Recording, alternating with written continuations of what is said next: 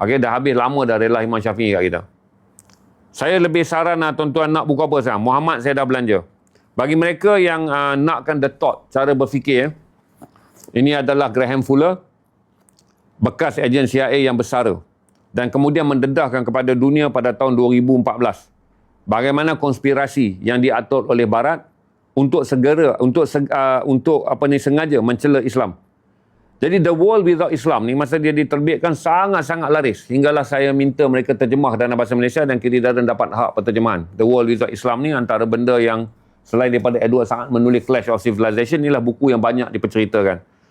Dia 27 tahun menjadi naib presiden cawangan khas bagi penyelidikan dan juga Asia Barat. Waktu dia bertugas dengan CIA. Bila penulis ni Graham Fuller berhenti, dia mula mendedahkan bagaimana strategi atas penguasaan minyak dan melindungi Israel.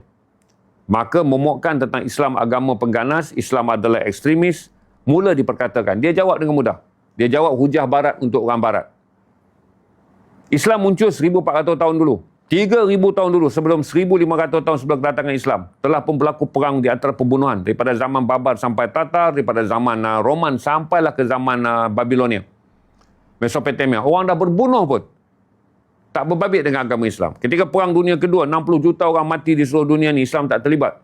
Dan perebutan senjata nuklear yang paling mengancam manusia, Islam tidak terlibat. Di dalam buku ni dia menjawab hujah-hujah strategik kepada mereka yang nak menjawab serangan-serangan Christian Zionism terhadap Islam. Hujah ini telah dijawab.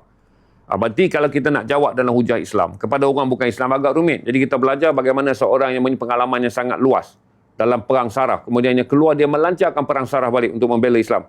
Jadi kalau tuan-tuan nak Graham Fuller, tuan-tuan boleh dapat The World Without Islam, terjemahan dunia tanpa Islam. Sebagai jawapan bahawa sebenarnya kekacauan yang diatur ke atas orang Islam adalah semata-mata kerana Barat ingin mengukuhkan kedudukan Israel bagi melemahkan Islam. Yang kedua, untuk mendapatkan minyak daripada negara Islam. Jadi segala benda, kerana benda itu berada di atas tanah orang Arab dan orang Arab beragama Islam, maka serangan dibuat ke atas Islam. Okey, semua anekdot terima. Berbeza. Nanti saya review buku ni dulu. Dunia Tanpa Islam. Kalau tuan-tuan nak, buku ni RM40. Sekejap, saya sedang tunjuk, saya belanja. Dengan satu lagi pandangan cendekia Islam. Ini adalah ulama' cendekia kita yang sangat masyhur lah, Syekh Abdul Hasan Al-Adwi. Dia juga menulis buku yang best seller kami jual sebelum ni, iaitu Dunia Akhir Zaman ni. Membaca tafsir Al-Kafi dalam konsep Dunia Akhir Zaman. Ini buku dia pula. Kerugian dan juga kemunduran dunia akibat umat Islam. Kerugian dunia akibat kemunduran umat Islam. Sebab umat Islam ni pernah maju pada abad yang ke-8 sampai abad ke-14. Jadi tuan-tuan pun pernah dengar nama Al-Khawarizmi, tuan-tuan pernah dengar nama Ibnu Hayyan, tuan-tuan pernah dengar nama Al-Biruni, tuan-tuan pernah dengar nama Ibnu Battuta. Tuan-tuan pernah mendengar nama tiga Ibnu Musa. Semua tuan-tuan pernah dengar nama-nama ini. Termasuklah penulis psikologi yang pertama dalam sejarah Islam, iaitu Syekh Abu Zain Al-Bakhi. Ini adalah tokoh yang pertama menemukan kajian mengenai kemurungan, mengenai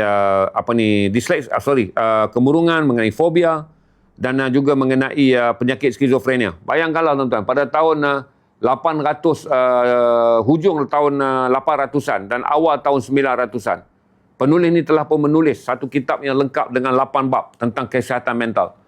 Tapi kitab ni tidak pernah dijadikan merujuk bahawa ilmu jiwa dimulakan oleh Islam, oleh Syekh Abu Hasan dan oleh Abu Zain Al-Bakhi. Dunia Barat menipu dan menganggap ilmu kajian jiwa dimulakan oleh Sigmund Freud.